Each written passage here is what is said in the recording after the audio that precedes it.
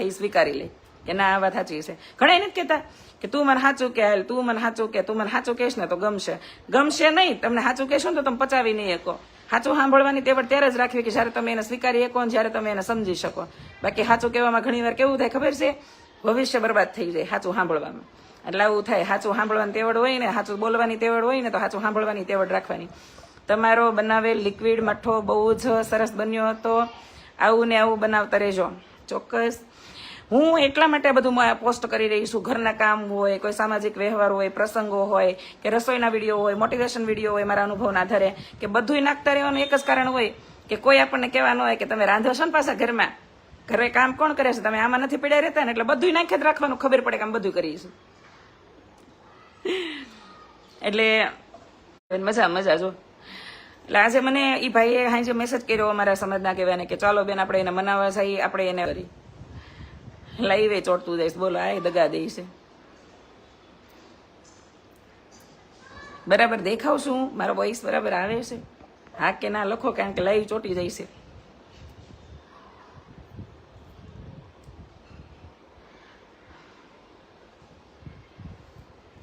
હાલો,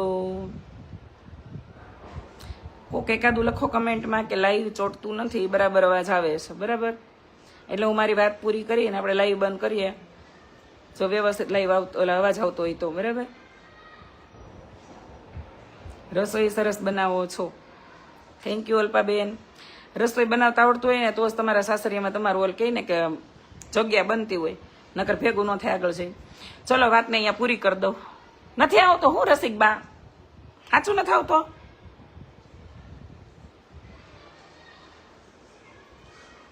okay, બધું બરાબર છે. તો જે છોકરી ઈ સમાજના મોચી સમાજનો છોકરો છે એને લઈને ગઈ છે તો એને હવે પાછી ન લઈ આવવાની હોય.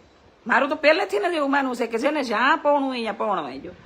સમય એને જવાબ આપે. અને પહેલી વાત મેં મારા જ લાઈવમાં કીધી કે એવું ક્યાં લખેલું છે કે લાખો કરોડો રૂપિયા દીધા હોય તો છોકરી સુખી જ હોય? એવું ક્યાં લખેલું છે? સમાજની એવી કેટલી છોકરીને હું પર્સનલી ઓળખું છું કે જે પૈસાવાળી પણ છે અને પ્રતિષ્ઠિત ઘરમાંથી નહીં આવે છે. પૈસા ને પ્રતિષ્ઠા બે હોય ને એવા ઘરમાંથી આવે છે. અને દીકરીઓએ મને કોલ કરીને કીધેલું છે કે કૃષ્ણા દીદી મારે પ્રેગ્નન્સી નથી રહેતી ને અમે IVF કરાવ્યું, અમે આ કરાવ્યું તે કરાવ્યું, એટલું બધું અમે ઓલું કર્યું, દવાખાના ખેડ્યા, પણ મારે નથી રિઝલ્ટ મળતું આ તે. તો ઈ છોકરીઓ પણ દુઃખી છે. એટલે પૈસાનું નામ ન દેવું, પણ હા વિચારધારા હોય ને ટકરાય. બીજાના રીત રિવાજ અલગ હોય અને આપણા પોતાના રીત રિવાજ અલગ હોય. જે વાતાવરણમાં તમે મોટા થયા હોય એવું વાતાવરણ તમને બીજી કાસ્ટ હોય ત્યાં ન મળે. ઘણી જગ્યાએ માન મર્યાદા મોભામાં જીવતા હોય લોકો, પછી ખોખલા. એટલે કહેવાનો અર્થ એવો છે કે તમને એટલા માટે ના પાડી રહ્યા છીએ કે ગરીબ છોકરા એ લવ મેરેજ કરવા એ કોઈ ખરાબ વસ્તુ નથી, કોઈ ગલત નથી. એક ઉંમરે પ્રેમ થાય, પણ જો તમે પછી આવા નવા બહુ ડાયા છો, જેવી રીતે તમે તમારા પોતાના સ્વ નિર્ણય લઈ લીધા છે કે મારે ન્યા જ લગ્ન કરવા છે, એમ પાછો પોતાના સ્વ નિર્ણય ઉપર અડગ રહેજો અને ન્યાન રહેજો. એનું ઘર બાંધ્યું છે તો બાંધેલું રાખજો, પાછું ગુડાચ્યું નહીં, કોઈને એરા સમાચાર નહીં મોકલાવતું. મારા મમ્મીને પપ્પાને કહેજો ને મારી ભૂલ થઈ ગઈ. બરાબર, કિશુદી હમણાં તો અમારી નકલ કરી છે, બાયું તમારા જેવું લુક કરે સેમ કરે છે. કઈ તો સારી વાત છે, મારે જેવું લુક કરો. મને કહેતા હોય ઘણા કોલ કરીને કે કૃષ્ણાબેન ઓલા બેન તમારે હારે વિડીયો બનાવે છે ને તો સેમ તમારી જેવું જ કરે છે. આપણે એમ કે હું તો એમ કે તમારી જેમ સાડી પહેરે, તમારી જેમ એમ કે ડ્રાઇવિંગ કરે, તમારી જેમ રસોઈના વિડીયા બનાવે. હું કહું મેં તો કોઈ ગલત તો વસ્તુ કરી નથી. સારું આપણામાં શીખીને એની રહોડા પકડે ને હાડીઓ પહેરે તો તે સારી વાત છે. મેં કોઈક શોર્ટ્સ પહેરીને મારા હાહરાની બાજુ હું બેહી ગઈ હોય તો સમાજને દુઃખ લાગી જાય, પણ હું રસોડામાં વ્યવસ્થિત રસોઈ બનાવું છું ને એની કદાચ 5 નકલ થાય તો એ તો સારી વસ્તુ છે. બરાબર, તો આ વાતનું મને ગૌરવ છે, મને કોઈ શિકાયત નથી. કોઈ પણ છોકરી મારામાંથી નકલ કરશે ને તો એનું મને ગૌરવ રહેશે. બરાબર, કારણ કે અમને અંદરથી ખબર છે કે અમે કોઈ સમાજમાં કે જાહેર મંચ ઉપર એવું ખરાબ વસ્તુ નથી પીરસી, અને એ અમારું કોઈ નકલ કરે છે તો એ સારી વાત છે. નકલ હંમેશા બ્રાન્ડની થાય. બરાબર, તો હું મારી જાતને બ્રાન્ડ માનીશ કે અમે કોઈ છોકરીઓ માટે કંઈક ઇન્સ્પિરેશન બન્યા એમ. બીજું એ કે ગઈકાલે એક તો ક્ષત્રિય સમાજનો ખૂબ ખૂબ આભાર છે માનું છું કે મેં ખુલીને વાત કરી છે ક્ષત્રિય સમાજ માટે, અને નામ લઈને જ કીધું છે દરબારના દીકરા ના ન કરે, પટેલના દીકરા ના ન કરે. તો કોઈએ એટલે મને એક નાની સલાહ નથી દીધી, અને વિડીયોમાં એક પણ કમેન્ટ મારી નેગેટિવ ન થઈ. એટલે આટલું અન્ડરસ્ટેન્ડિંગ છે બધામાં કે એ કઈ સમજાય છે કે મેં શું વાત કરી છે, કયો મેસેજ આપ્યો છે સમાજને. દરેક મારો મોટિવેશનલ વિડીયો હોય તો એની અંદર 5 મિનિટનો હોય, 7 મિનિટનો હોય, તો એની અંદર મેં કોશિશ જ કરી હોય કે સમાજને એક એવો મેસેજ આપી કે આ કરે ને આ ન કરે. બરાબર. બીજાની જિંદગી બગાડે છે. કોણ બગાડે છે? કાનપરિયા ગીતાબેન. ગમે એટલી કોપી કરે નહીં, ઓરિજિનલ વસ્તુ છે નહીં, ઓરિજિનલ જ રહી. બેન હું તો બહુ જ તમારી નકલ કરું છું. ગુડ, કરો, શીખો, રસોઈ બનાવો અને મજા આવે એવું જીવો તમ તારે, પણ બેફામ નહીં બનવાનું. બરાબર, બેફામ ન બનાવો. આજ પતિ કરતા વધારે કમાવી છે તો એ યાદ રાખવાનું કે અહીંયા પહોંચવા માટે પતિએ સતત તમને સપોર્ટ કર્યો હશે. એટલે દોઢડીનું ન થવું, તમને કોઈ લાલચ આપે એટલે અહીંયા દોડવા ન મળવું. આ સખત આ વાત હું એટલે એ લોકોને કરી રહી છું કે જેને ઘરમાંથી ફ્રીડમ મળ્યું છે, મમ્મી પપ્પાએ સપોર્ટ કર્યો છે, અથવા તો લગ્ન પછી હસબન્ડ સપોર્ટિવ થયા છે તમારા બિઝનેસમાં, તમને સોશિયલ મીડિયામાં એક્ટિવ રહેવા માટે, કે કોઈ પણ જગ્યાએ કોઈ પણ ફિલ્ડમાં તમને પાછળથી સપોર્ટ કર્યો હશે. કે ને કે તમારો બેક સપોર્ટ તમારો હસબન્ડ અથવા તો તમારો બાપ જ હોય. કોઈના બાપની તેવડ નથી તમને બેક સપોર્ટ આપીએ કે હાથ હોનાનો લવ કરતો હોય ને તો લાવો લખી દઈ દો, હું કહી દઉં ને એટલે મેં જે શેરડી સોતો સુહી નાખી દીધો ને એમાં કીડી આટો મારીને ન જાય, ઈ ફાવીને ન જાય. એટલે એક ચોખ્ખી જ વાત છે કે તમને ભણી ગણીને અને તમે અમારા માટે શું કર્યું એ સવાલ કરવા માટે સક્ષમ બનાવ્યા હોય ને તો એ તમારા માતા પિતા હશે.